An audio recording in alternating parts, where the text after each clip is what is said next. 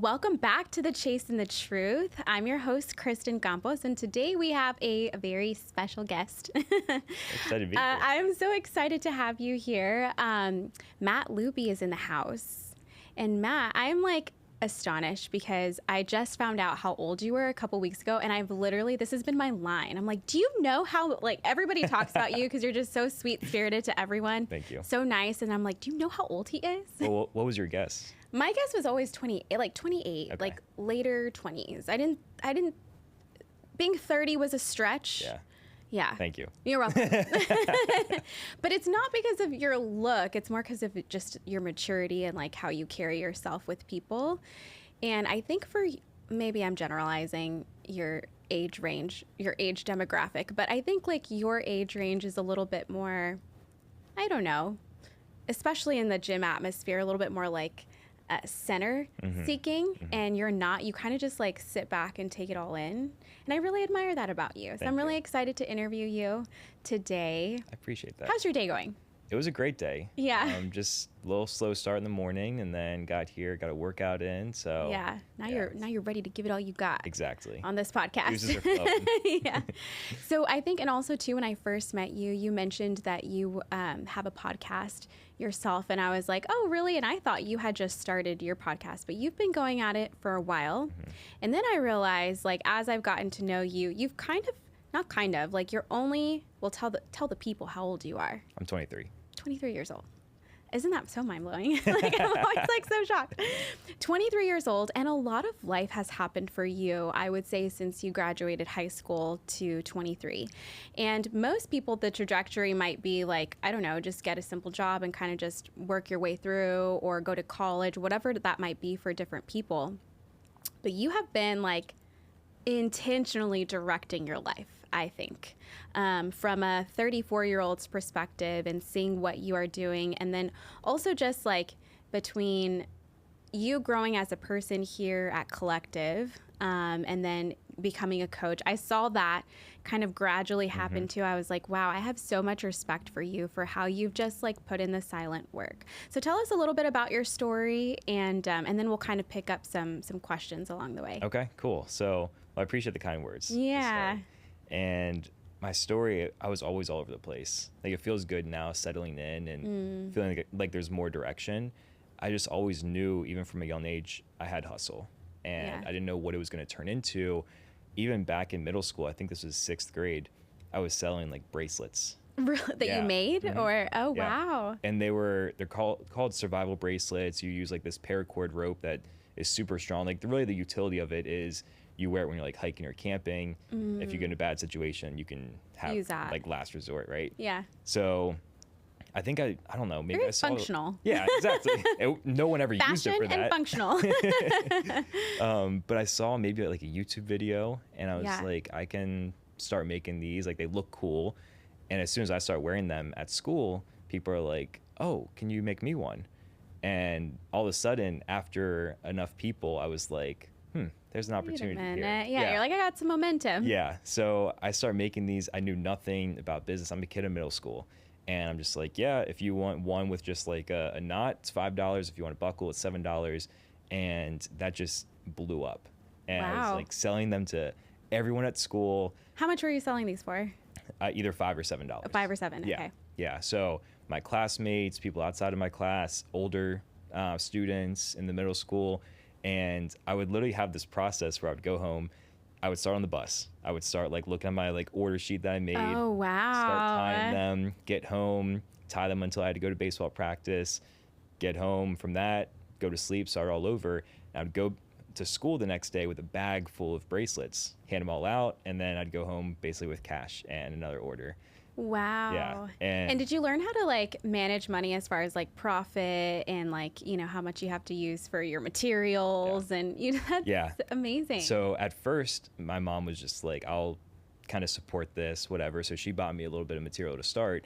And then she's like, you're actually... She was your investor. Oh, yeah. Your silent investor. She was the business manager before I even knew what that was. I couldn't drive. So I'm sending her to go pick up stuff when she was running errands. I was like, I need this, that, and the other. She comes home with it. I pay her cash. And then I just start getting back to work. Wow. And I met your mom. She was so sweet. And I was like, you should be so proud of your son. But those are some humble beginnings. Yeah.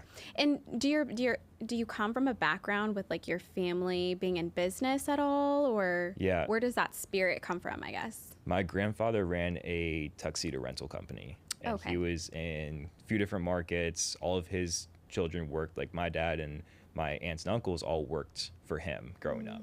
So I think that just trickled down. My dad's not an entrepreneur, but he works in business and finance.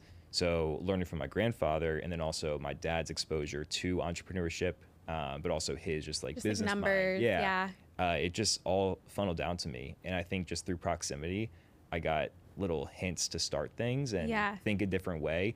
It was never like, I'm going to mentor you and sit down with you and tell you exactly what to do, but I was getting clues. So I did that 6th grade. Then I started a landscaping service, and I did that for probably 8 years. Was that like through high school? Middle school, high school, college, so probably even 10 years, honestly. And so I progressed in that too. Started out when I couldn't drive, so I was just like walking a mower around the neighborhood. And then my last year before I graduated college, I had a truck, trailer, my equipment. I was running ads. Like I was doing like real business.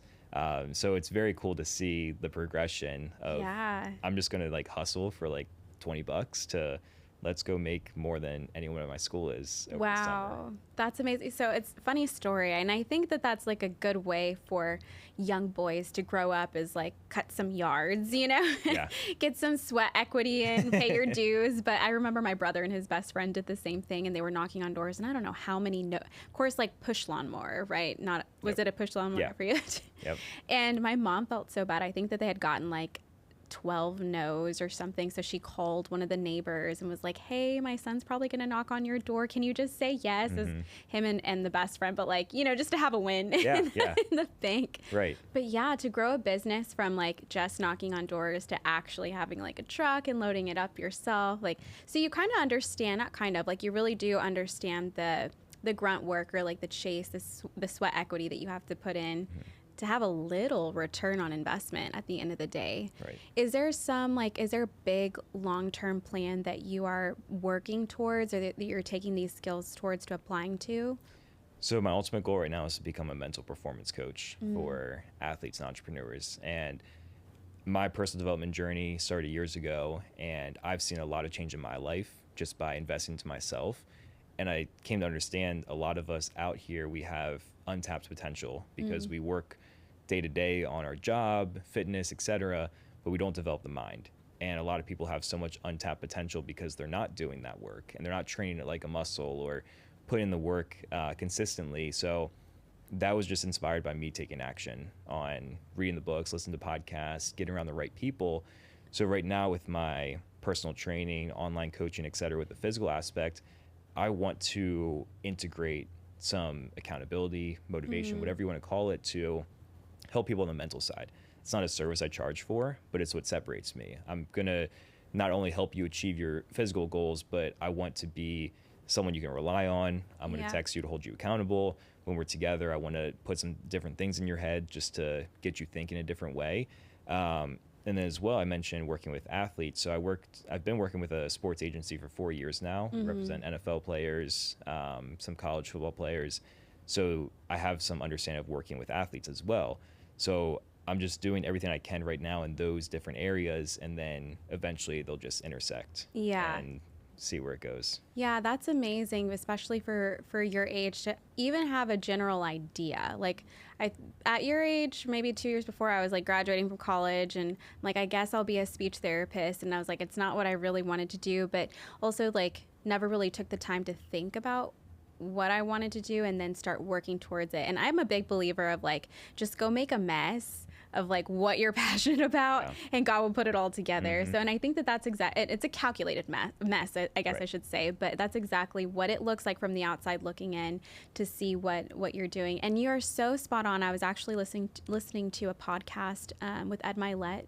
It came out about a week ago, and it was with a fighter. I forgot his name, but he had lost he went like over 600 days with 0 wins. And he didn't get his pro card until he was like 34 years old. And at that point, it's like, you'd kind of give that up. Like especially like entering your 30s, you're like, are you really going to make it? And so that was a big deal. But what he said, all his life that he was working on was always the physical aspect. He was just a beast in the gym and like for training and all, like he was just beast. And then he hired Ed Milet to like come in and help him work on the mental side. He's like, wait a minute, I think I'm missing something, because he could be in a fight, but like there's just some things that just wouldn't get him to like cross that barrier. And so I think you're really tapping into so many people, and I think it's becoming a little bit more known that it's important.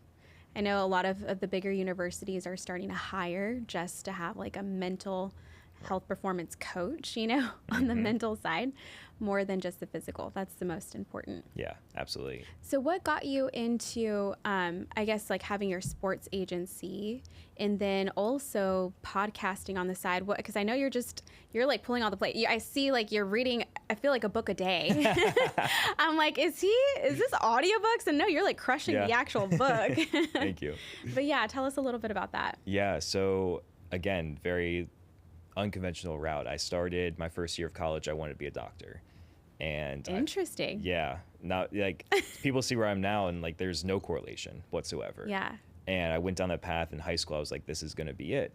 And very similar to you, I wanted to be working with people that had hearing loss. So being like a ear, nose, and throat and just specialized in the ear. I grew up with a family friend who, you know, was born with hearing loss. And I grew up with her, got to see the impact it made. And I was like, okay, this is a problem. And I was just trying to figure out, you know, how could I help people? And then there's a funny story, but in high school, one of my like study hall people, he's like signing passes and everybody had their headphones in. He's trying to ask like, where do you need to go? Nobody's responding. He's like, man, he's an older guy. He's like, all you kids in 50 years, like you're all going to need hearing aids because you're just blasting your, I was like, there it is. You know, just my mindset was like, there's an opportunity. Fill a need. Yep. Yeah. So I went down that path and I literally applied to one college, and it was University of Pittsburgh. They had a good program. It was in state. I was like, let me go there and start my journey to become a doctor. I went probably 2 months in, Kristen. I was like, this is not for me. No. Yeah. The classes weren't terrible to start, but I looked at the path I had to go on, and I was told physics 3 and biochemistry lab, and I was like, the years of commitment, you're like, this is not for me. So very quickly I realized I'm in it for the end goal and the money, not the process. I did not enjoy studying, didn't enjoy anything that came with it. I was just kind of lost. So I went home Thanksgiving break, told my parents I need something different. So I ended up transferring to Temple in Philly to pursue a career in sports. So I was like, I love sports my whole life. I don't know what it looks like working with sports. I don't know how much money you can make, but like I'm passionate about it. So I went and got that degree. In 2020, luckily, like right before the world shut down for the pandemic, we went on this school trip to London, and it was like, like sport business related. We toured all these different. Amazing. It was fun. And so lucky with the timing. Yeah. What an opportunity. Yeah. And one of the places we went was called Octagon, and it's like one of the most global sports agencies. They go through their presentation. I was like, this is it. So get sent home literally days after. You're like, the light bulb goes off. Again. And I'm like sitting at home, have nothing to do. We're at home for the rest of the semester. Can't go to the grocery store at home. I was like, I just need to fill time. I was on LinkedIn. Someone posted, hey, I'm an NFL agent. I'm going to teach people how to become agents. So I'm like, sure, sign me up. So I did that eventually. And you mentioned this sweat equity. After that class, I reached out and I was like, I'll do anything for free. And fast forward today, I'm the COO of the agency, hold a minor stake, and all from just building trust, repetition over time. So that put me into, okay, this is really more meaningful, not the doctor route, right? You mentioned the podcast as well. So another thing, like there's a trend here with the light bulbs. And I would say like anytime you do get a light bulb, like you act on it. And I think what holds so many people back is that they don't. They get the light bulb and then they don't. Very true. But anyway, keep going. I think that, yes, this is 2021, my junior year in college. After the semester, I went on a family trip to California. We were just trying to hit like a bunch of different spots. We went to LA for a day or two and went to Rodeo Drive, all like the designer All the stores. fun stuff. Yeah. I'm literally dressed in like a t-shirt and shorts. Like I'm the least materialistic person you can find. Except we went shopping today. Yeah, exactly. We showed up nice today. And I'm looking around and everybody's driving the nice cars. They're waiting in line to spend thousands of dollars just for like the status. Wow. And I just had this idea. This is what people view success as. It's the money, the fame, the flashiness. What can we post on social media? And I'm like, I'm so far from that. Like, this does not make sense. I feel uncomfortable like standing here. Yeah. And it was weird. Like I felt pressure to go buy something there. Like you're just in the environment. Yeah. And the rest of that trip, I was just like in my mind the whole time. I was like, what even is success? Yeah. So I started asking people that I trust, friends, family, mentors. It's like, how do you define success? And like overwhelming majority, they're just like, I don't know. And they think about it and it was just like a half-ass answer. So I'm like, how can we all say we want success, but we don't even know what that means? Yeah. We can't define it. We don't know what it looks like. We're just hoping it comes to us. Yeah. It doesn't work that way. You see so many stories of people on their deathbed, they have regrets because they just didn't have direction in their life. They didn't put in meaningful reps to things. So my whole purpose with it is to interview people and even I did a bunch of solo episodes for a time just to put a message out there and show you what people view as success. And maybe you can pull something and act on it. Maybe you can see that and say, I don't like what this person said. It's cool. It's a good perspective, but that's not success to me. Great. Because in life, like we're always trying to find the answer to what we want, but also almost as important is not the answer. So you can single down, okay, this is what's meaningful to me. It's like find a college major or your first job. If you hate marketing, that's great to know. Right. You don't have to go into it. So yeah, no, that's amazing. And I think you hit the nail right on the head as far as what most people lack in society is the inability to articulate exactly what they want. And that will affect so many things. It will keep you at the same job for so many years. It'll keep you in the wrong relationship for so many years. It will keep you on just like a negative path. And either you're going forward or moving back, but you're not in one place. Yeah. And I think that I'm so happy that you're doing a podcast that allows people to learn how to articulate that. And like you said, it's even if you get a nugget out there and you're like, if success is defined by owning a Rolls Royce, like that's not me. Great. Yeah, exactly. At least it triggered something in your brain that's not you, you know? Yeah. And I think I was listening to another podcast with Cody Sanchez, and she's like one of my heroes. She's amazing. One, her ability to articulate and communicate, but two, just like her overall understanding of just like big picture and then bringing it down to like each individual person. But one of the things that she was talking about business wise was just like not knowing what people actually want in life. And so they don't go for it. They don't go for the big cheese, but also everybody defines success so differently. And so when she's teaching people about business and should they buy this because of business acquisition, should they buy this business or that business? It's like, well, what ultimately do you want? Because this business will provide, maybe money, but it's not going to give you time, but if you value time, and so I think that was incredible. Yeah. Are you still actively wanting to build your podcast, like as you continue to do you think that idea of like, defining success and what it is for people, is that going to change within your podcast, or are you going to keep it on the same track, or you're not sure? I like the track it's on right now. Okay. And my ultimate goal with it, and this just popped in my mind the first day I released an episode, someone texted me and they're like, what's your goal with this? And the first thing that came to my mind when I was texting back was, I want to help 10 million people define the word success. I'm not sure how that number came to me. It's a large number, but like, why pursue something if you're going to do it small? Right. So I think that's my ultimate goal. And whether that's listeners on a podcast, whether I write a book in the future, or just like social media content, maybe an in-person conversation, just getting people thinking.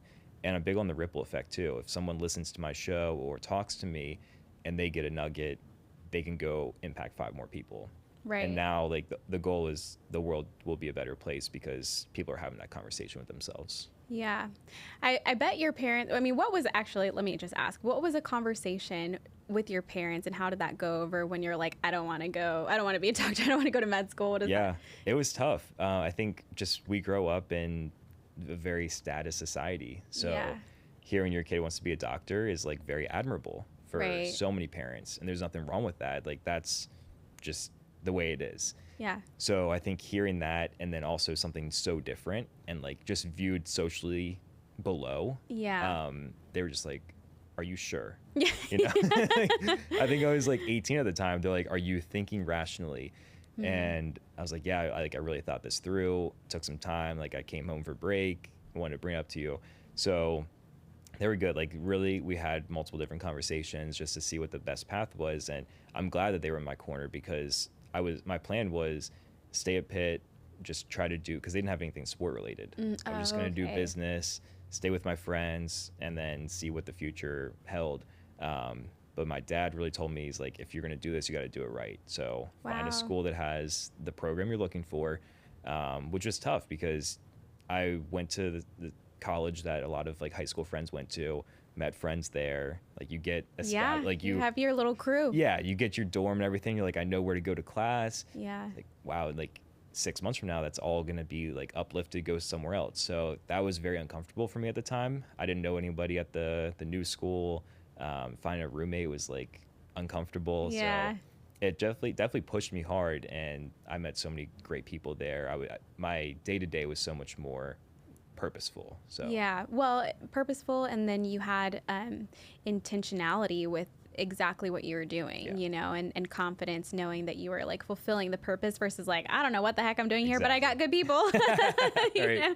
And I guess that's all that matters. Yeah. So I'm so proud of you for just making those little, like we said, when the light bulb goes off, you have taken action. And I think that you've shortened that lifespan for you. Instead of learning these lessons at 30, which is like really when I was learning them, you really had the light bulb go off, take action, immediate action, and that's really allowed you to pivot your lifestyle. Right. I had one of my buddies on the show last week, Nate, and he has done an amazing job at pivoting life careers. And I think that like along the way, it's like this commonality with chasing success, right? Or just truths within success is like, do you have what it takes to pivot on a dime and then just go all in back against the wall? And you definitely have that quality. And and I do want to point out, because I just also noticed the way you came into Collective, and you can like tell the behind the scenes, but like my perspective of you getting hired here at the gym, it's like, oh, he's the new guy at the front desk. And I don't know what your first job, because I don't come up to North very often, but I saw you like concierge, front desk. That, yeah. And okay, so that was the first part. And then, you know, you would just do the grunt work of like the mundane stuff of like saying hi to every member. And I know you take joy in doing that, but like saying hi to every member that walks in, or like picking up the towels or re-racking the weights. Like it's not glamorous doing like the deep cleaning when nobody's here, you know, and you were just always so happy with a smile on your face and happy to do it. And then slowly see you like posting. I mean, I don't know how long it was between when you started doing the front desk to when you became a coach here. But now you have the pain caves, 6 a.m. on Thursdays. And, you know, the Collective Coach brand it holds a lot of, I wouldn't say status, but respect, you know, amongst the community. And so to have you here as a coach, but you just like working your way up the ranks. How did that happen for you? Like getting hired here and then just doing Yeah. Honestly, like looking back, I've thought about this a lot, because I'm coming up on a year. I'm at a year of being with Collective. Okay. And it was honestly like the best decision I could have made. I've seen so much personal growth, but also I just feel like I'm in the right spot. Yeah. I haven't always felt that way. I always feel like there's something more to do or somewhere else to go and more work to do. But now I'm like, I'm here. Like I've arrived to where I need to be at this season of my life. At the time, last June, I moved down here to Austin 2 years ago. My first year, I was hustling in a sales job.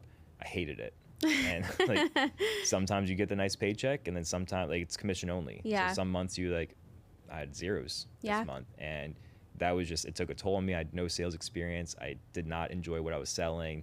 A lot of it was door knocking. You go out in the Texas heat. Yeah. I'm just like, I get to a point where I'm like, what am I doing? And I try to give myself like, okay, let's really push forward.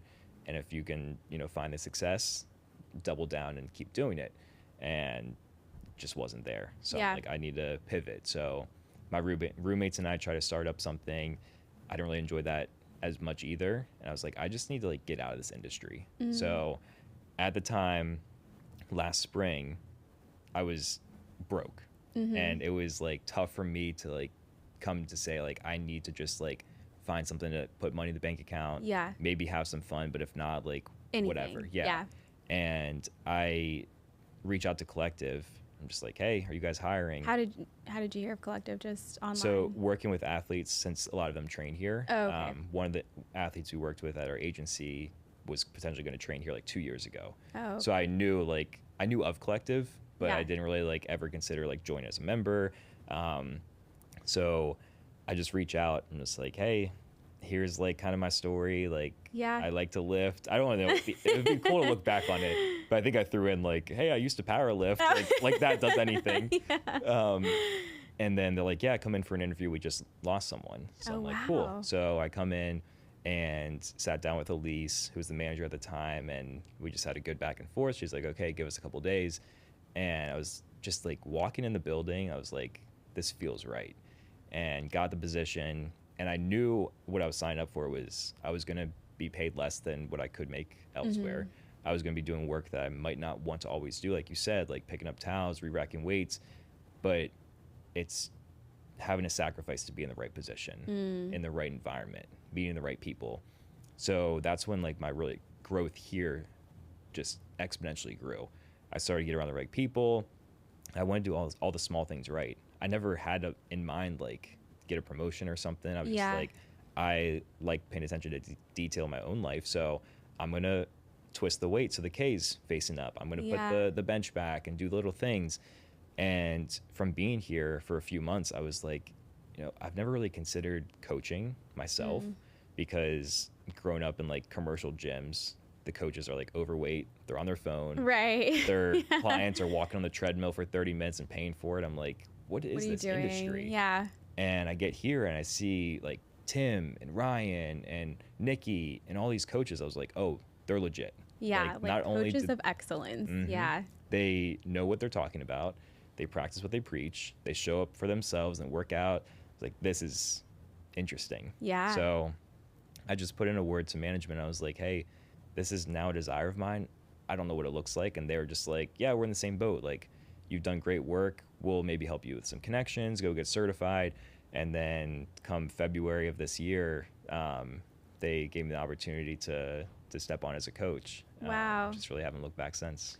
Wow, that is an amazing story, and I've definitely have always wanted to hear it. So I'm hearing it for the first time, even though we're good friends. Yeah. But it's such a testament to just like doing the mundane, but with joy, not with, and also not expecting anything in return. You just knew like one, you needed to pay the bills. Yeah. And you were in a solid environment, and if that's all you got, like, you were happy. But you knew on the back end you would be making moves somehow, but you were just like truly filled with joy as you were doing all of it. I don't think I've ever seen you. No, not I don't think. I have never seen you in a bad mood. Yeah, it's rare. Rare, yeah. I mean, I've seen some smoke, some steam in pickleball. But that's when you know you're a champion, competitive. But other than that, you know, never a bad mood. And so for you to just continue to do the work, and then also just, hey, you have nothing to lose. Shoot your shot. Yeah. And I think when you've done the work, people notice, right? So they'll reward those good works. But that's an amazing story, and also just adds to the amount of respect and pride I have for you and like what you are doing with your life and being so young. I know for myself the amount of books that I read over the past, you know, since in high school and then through now.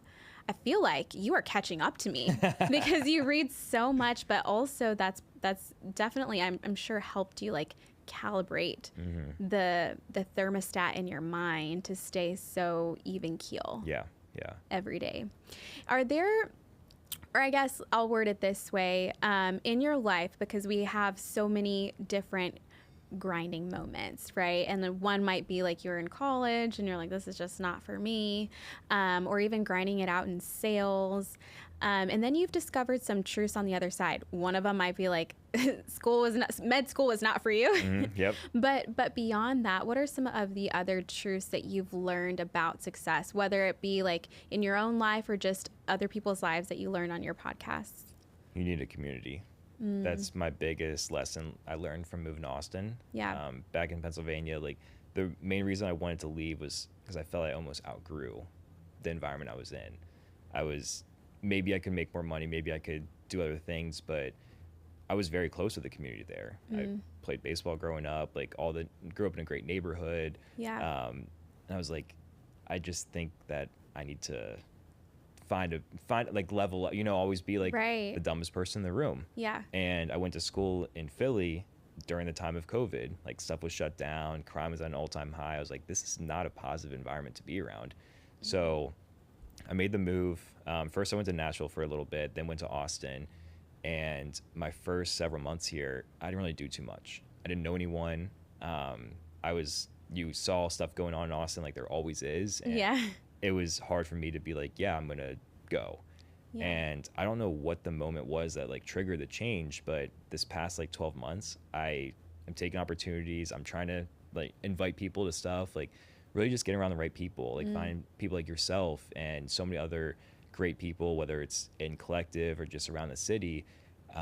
It's inspiring, and you just get a different sense of energy when you're with other people. Yeah. We're almost like taught to stay inside, work 16 hours a day, and like success will just happen. But I've been happier, more physically fit, better finances when I started getting around the right people. Austin is like a cheat code for that. Yeah. It's So very many easy. people. Yeah. Like, everybody's so like-minded. Yeah. But you can find that pretty much everywhere if you put yourself in the right environment. If you can't, like, I would encourage people to just make the move, make the leap of faith, because there's so much growth to be made. And that's my biggest truth, because I always thought it was work by yourself. I didn't really trust working with other people, because like the school project type of deal. Like, Yeah. can't trust your classmate, I'm going to do it all myself. Yeah. And I was just like going into dead ends, trying to start things and work too hard, and nothing would come from it. But now being around the right people, I think success is just inevitable.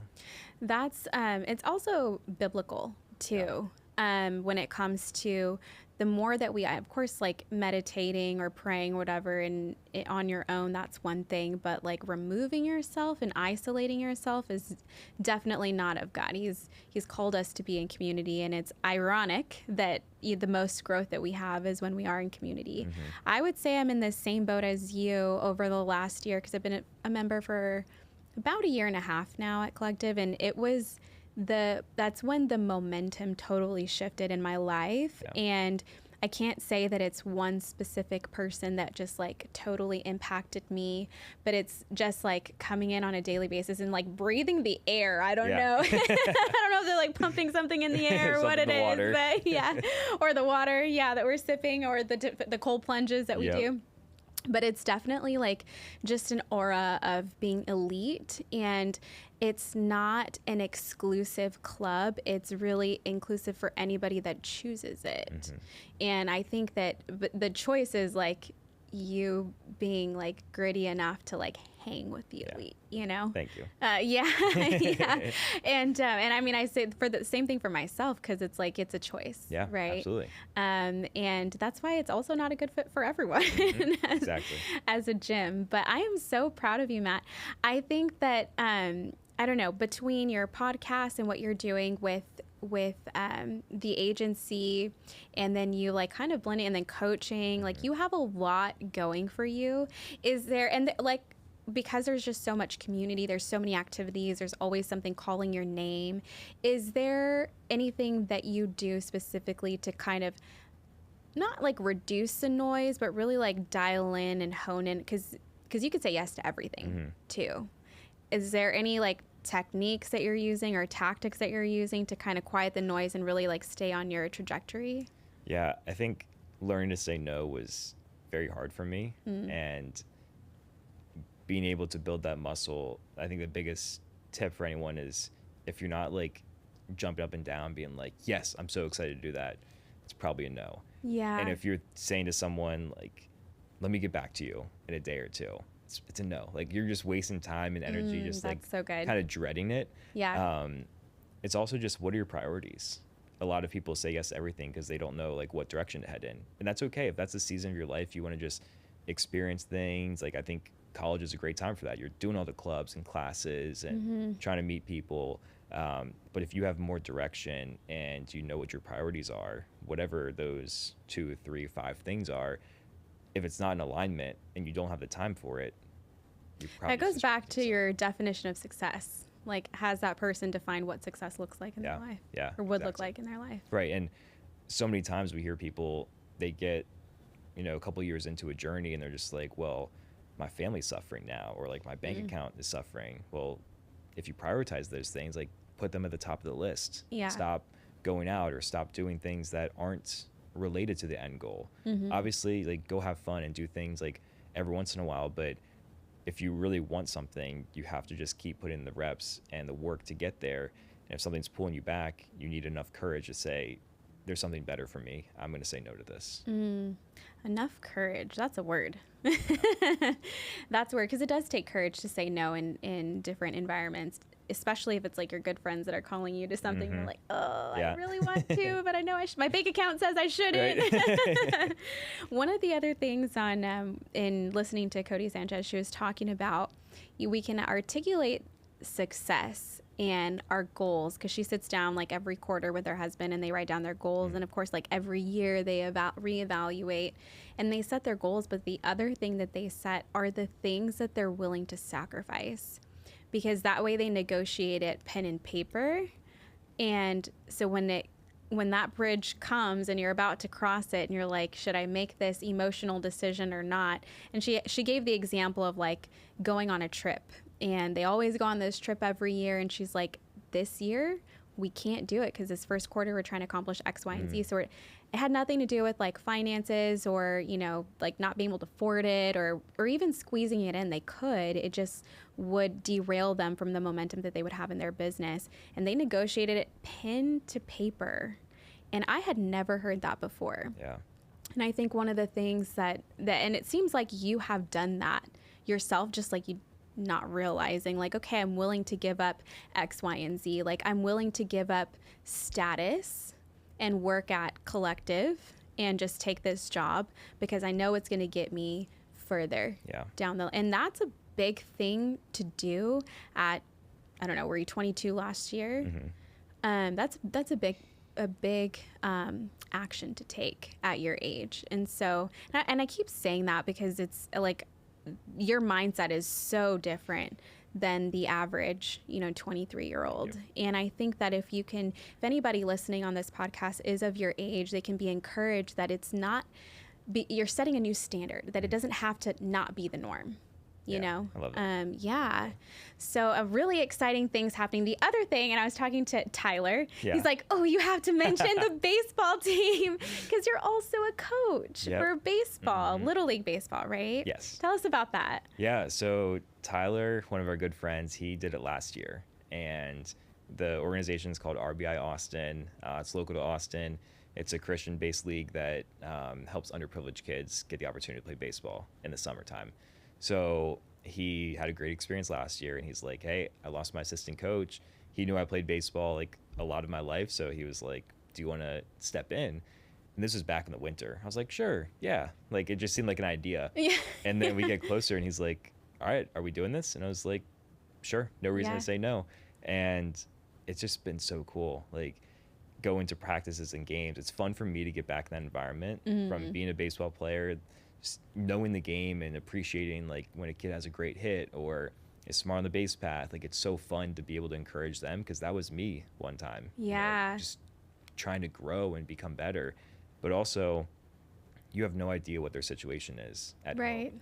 And especially because it is a league of underprivileged kids, They could have a rough family life. Their parents might be split. Like whatever the situation may be, you have no clue. You just have to pour love and mentorship into them. And that's what I love about it is I want to make sure, and Tyler's in the same boat, when they leave a practice or game, like they feel better about themselves, their lives, whatever. Yeah, we're trying to go win some games, and if they make a mistake, we're going to try to coach them up, but we want them to have like the best 2 hours of their week with us.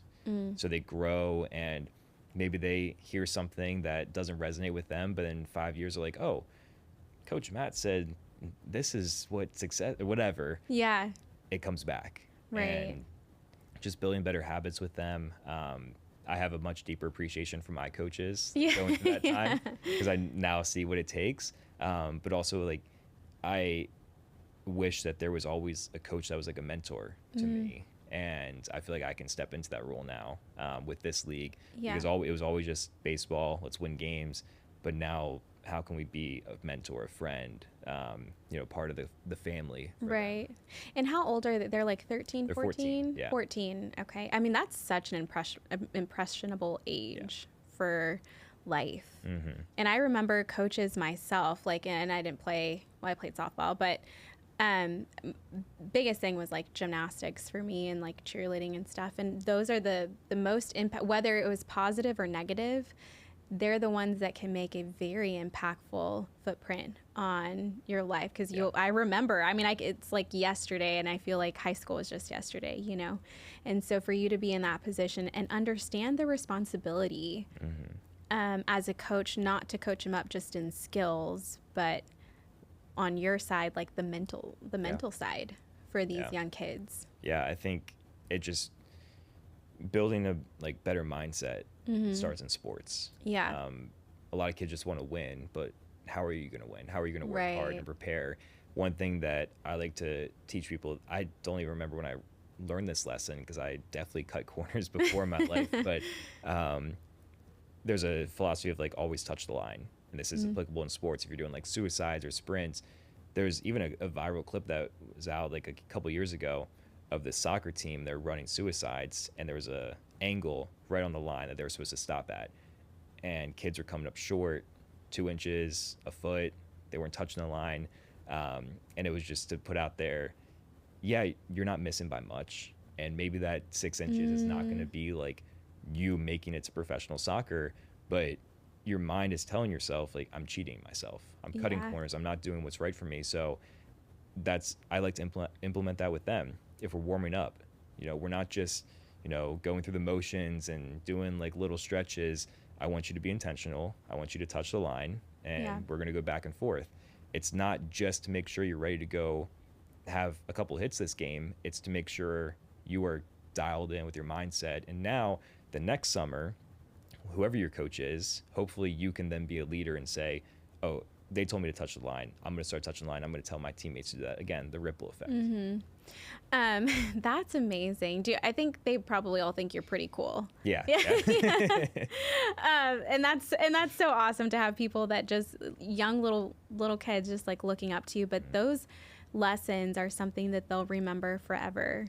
What are the responses usually when you like, not give them a speech, but like when you tell them like a little nugget or something, are most of them like, yeah, like I'm going to do that? Or are some of them like, come on? Like, I think sometimes if we're just like, let's go get some hits, everybody's like, yeah, yes, sir. And then if you try to like really coach them up, and again, like the touch the line thing, or if someone's just like slacking, be like, hey, give them some encouragement. I was like, like I get it. Like they're 14, it's hot out. I probably would have done the same thing, but you need someone to have that, to give you that lesson. Yeah. So even if they're not like taking it right now, it'll click. Yeah, they'll remember it. Yeah. Whether they like it right now, whether it tastes like medicine right now or not. Exactly. They'll definitely remember it down the road. And I think you guys won yesterday, so now you guys are on to... We got some playoffs coming up. Some playoffs. And how long is that? And then what happens after that? It's all single elimination, so you either play like one night or 4 nights. Oh, or anything between. So, that's exciting. When is that? This upcoming week, next week. Okay. Yeah. And it's in a row, or just every week there's a game? Every night. So if you win the first night, you go on to the next night. Oh, so it's going to be an intense week Yeah, of yeah. baseball. You can have a short week, or you can play If every you day. live in Austin, Yep. Come on out. come on out. Now's your chance to support. They're going to be making it into the finals for sure. Yeah, yeah. We got With you and Tyler at Right. the helm. Maybe we can can't step in expect and get anything some less. swings. Yeah, yeah. That's so awesome. Well, Matt, I'm so proud of you. Is there any last nugget that you want to leave before we jump off? Anything that we haven't touched on? I would say just follow your heart. I think everybody has a goal or dream or vision in their mind, but they don't know how to materialize it or what to do, but just start taking action. Like you said before, just create a mess. My biggest thing is ready, fire, aim. Like get ready with a goal, take action, and then from there, Adjust. Fix it. Because for me, like my whole life, like I said, I didn't have an end goal when I was 10 years old. Now it's starting to materialize, but every time I get that calling, I'm like, I need to go take advantage of this. I think that's what a lot of people lack is they have dreams. And how many times have you heard someone say, I'm going to start something, and you check in like, oh no, not doing it, didn't work out. I want to be someone that's of my word, someone that can inspire other people, lead by example. Everybody has that role. Like I always tell people, like there's nothing special about me. I work hard, get around the right people. You don't need to be born into the richest family, or you don't need to be born being able to dunk while you're in 7th grade. Like there's so many different things to level the playing field and give you an advantage. If you work hard, you invest in yourself, follow your heart. So that's what a lot of people lack. We're looking at the get rich quick schemes. We think everything can change, but you need to do what you love, and you need to go full intensity at it. Yeah, that's such a good nugget. And I think to add to that is one of your truths now that you've been through the chase is you don't have to have the full picture immediately. You just, and to break down what you just said, you love sports, and that's what you pursued. And now look at you. Yeah. And now look at you now. It feels good now. Like, it feels good now. There's always confusion. Everybody deals with that. You're Yeah. always just in a state of like, what am I doing? And I've had so many of those. Even like while I was in Austin, I'm like, what am I doing? Yeah. And now like it starts to click. And there was a time like a few weeks ago, like my mentor, we're doing a one-on-one call, and he was like, are you happy? And I was like, honestly, this is like the first time I could say truly I'm happy. Wow. And that doesn't come from like just chance. It comes from like doing something purposeful, getting around the right people, and seeing growth in yourself. I think there's like a stigma now of like mental illness and depression and anxiety.